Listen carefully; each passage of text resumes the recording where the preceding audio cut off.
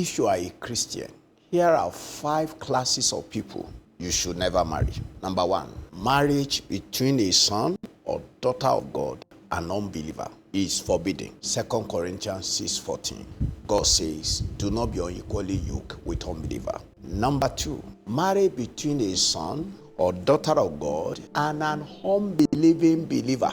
In John 6:64, among the disciples of Jesus, the unbelieving believers departed. They went back from him. Now, whenever any child of God who possesses the Holy Spirit marries any unbelieving believer, you have married to a beast. Anyone without the Holy Spirit, according to Ecclesiastes chapter 3 verse 18, is a beast. 1 Peter 2:10 says, you that you are not, say you that some time ago you are not people.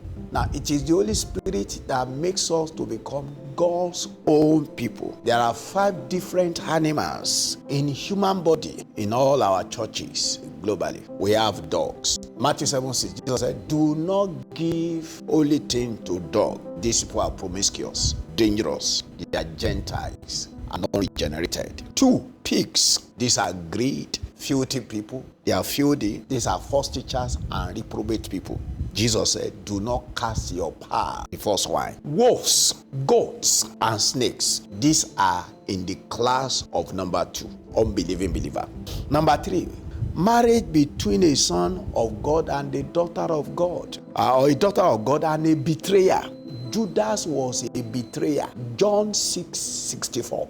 Don't marry a betrayer. Number 4, marriage between a son or daughter of God and a carnal believer. To be carnal minded, Romans 8:7 says it is enmity with God. If you are a child of God and you marry a carnal Christian, your home will be full of crisis.